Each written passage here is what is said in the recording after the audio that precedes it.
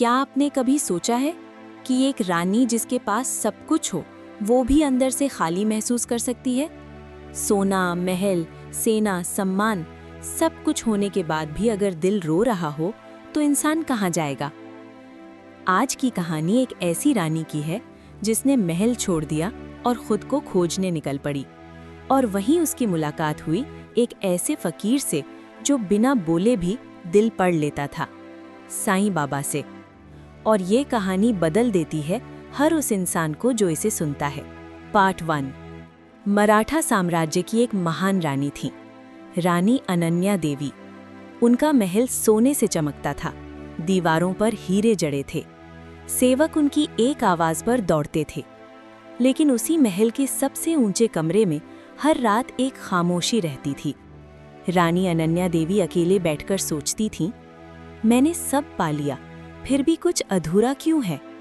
उनकी आंखों से आंसू गिरते थे, लेकिन कोई देख नहीं पाता था, क्योंकि महल में दर्द दिखता नहीं, बस छिप जाता है।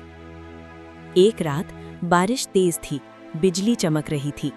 रानी अनन्या देवी ने खिड़की से बाहर देखा और धीरे से कहा, अब मैं ये जीवन नहीं जी सकती। उन्होंने अपने मंत्री को बुलाया। मैं महल छोड़ रही हूँ। सभी चौंक गए। एक रानी सब कुछ छोड़ दे? लेकिन उनका दिल अब जवाब ढूंढ चुका था। रानी ने शाही वस्त्र उतार दिए, साधारण कपड़े पहने और अकेले यात्रा पर निकल पड़ी। रास्ता कठिन था, धूल, भूख, थकान, लेकिन पहली बार उन्हें महसूस हुआ कि मैं अब आज़ाद हूँ। और फिर वो पहुंची एक छोटे से गांव, शिरडी, जहां लोग एक नाम बोल रहे थे, साईं, साईं। एक साधारण जगह पर एक फकीर बैठा था, आंखें बंद, चेहरे पर अजीब शांति। वो थे साईं बाबा। रानी उनके सामने गई। मैं रानी हूँ। साईं बाबा ने आंखें नहीं खोलीं, बस मुस्कुराए। ये चुप्पी रानी के अहंकार पर भारी पड़ गई। अचानक रानी का घोड़ा बीमार पड़ गया। सैनिक घबरा गए। रानी पहली बार डर गईं। वो भागकर साईं बाबा के पास गईं।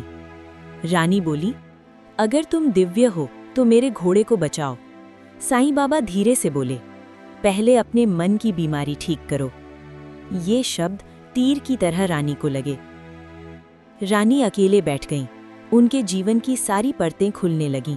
महल, सत्ता, लड़ाइयाँ, सब अचानक खाली लगने लगा। वो रो पड़ी, मैंने सब जीता पर खुद को हार गई। अगली सुबह रानी फिर साईं बाबा के पास गईं, लेकिन इस बार उनके हाथ खाली थे। उन्होंने झुककर कहा, मुझे रास्ता दिखाइए। साईं बाबा ने कहा, जहां अहंकार खत्म होता है वहीं ईश्वर शुरू होता है। और उन्होंने उन्हें एक छोटी सी राख यानी कि उदी दी। इसे अपने दिल पर लगाओ। रानी ने कुछ दिन शिरडी में बिताए। अब वो सेवा कर रही थीं, गरीबों को खाना, पानी, मदद। जो कभी आदेश देती थीं, अब सेवा कर रही थीं। और पहली बार उन्हें असली शांति मिली। पार्ट 2। जाने से पहले रानी ने कहा, मैंने महल में सब पाया, लेकिन यहाँ आकर खुद को पाया।